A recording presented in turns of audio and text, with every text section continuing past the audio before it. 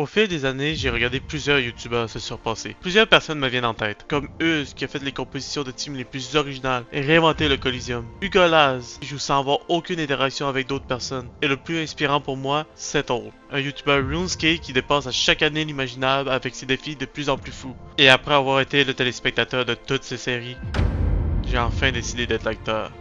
Les règles du jeu sont simples. Je vais jouer en mode Iron Man. Iron Man est une pratique qui existe depuis plusieurs années sur RuneScape et qui a été amenée par Hugo Laz sur Dofus. Voici quelques règles de ce mode de jeu. Autosuffisance. Les joueurs Iron Man ne peuvent pas échanger des objets avec d'autres joueurs. Donc aucun hôtel de vente, aucune échange et aucune interaction avec les poubelles. Ce qui signifie que je dois obtenir tout par moi-même.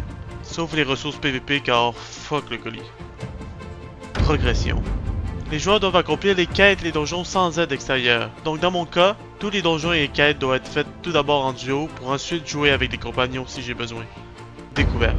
Je vais devoir accomplir une certaine quantité de points de succès pour débloquer les zones du jeu. Donc voici les trois différentes façons de débloquer une zone. 60 points de succès égale une zone débloquée, le full succès d'un boss égale une zone débloquée, ou les full quêtes d'une zone égale 5 zones débloquées. Maintenant que vous savez les règles, on commence le défi.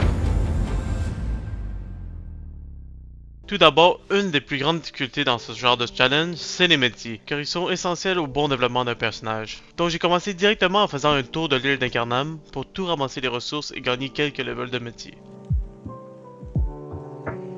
Avec la contrainte de zone que j'ai, il me fallait 60 points de succès pour aller à Astrub. Donc, pour atteindre les premiers points de succès, j'ai commencé à faire une série de quêtes qui s'appelle Service de la Milice.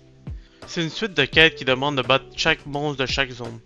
C'est une bonne façon d'avoir ses premières ressources de monstres qui va servir dans les prochaines quêtes de l'île.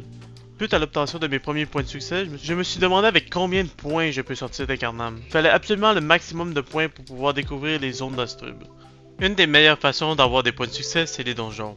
Le full succès d'un donjon me donne 70 points de succès, plus une zone de gratuite. Donc j'ai été directement faire les premiers points de succès que je pouvais faire dans le donjon. Le boss du donjon d'Incarnam est plutôt simple. Mais les succès peuvent compliquer la chose. Donc j'ai juste fait le donjon sans me focus nécessairement sur les succès, pour juste débloquer les points de base.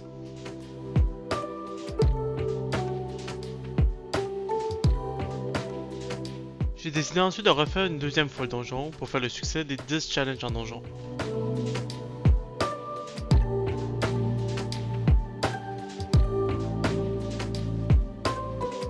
Et faire aussi le succès zombie au boss.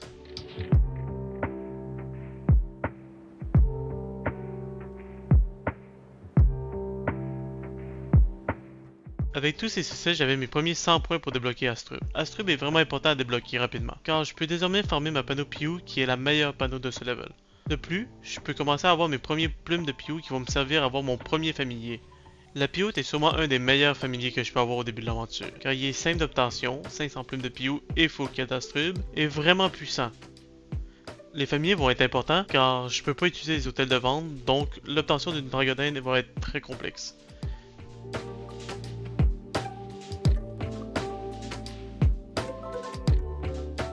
Avec ma full panoplie, je pouvais maintenant diriger une dernière fois vers le donjon Cardorim pour finir le full succès. Les stats de cette panneau étaient nécessaires pour finir le dernier succès spécial, car difficile sans dégâts.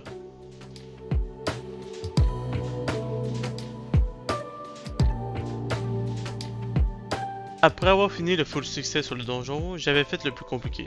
Donc il me restait juste à faire toutes les quêtes d'Incarnam. Les quêtes d'Incarnam sont très importantes car ils apportent beaucoup de points de succès. De plus, quand on a fini toutes les quêtes d'Incarnam, on a un succès global qui apporte 20 points de succès. On finit le premier épisode avec l'île d'Incarnam complétée à 100%, level 24 et avec 166 points de succès. Voilà, c'est le premier épisode de Monsieur et Madame Caz. C'est ma première vidéo YouTube, donc si vous avez des conseils, n'hésitez pas. Aimeriez-vous des épisodes un peu plus longs et plus détaillés ou le format court vous intéresse? Si vous voulez voir l'aventure en direct, je vais être souvent en live sur twitch.tv/delixagné.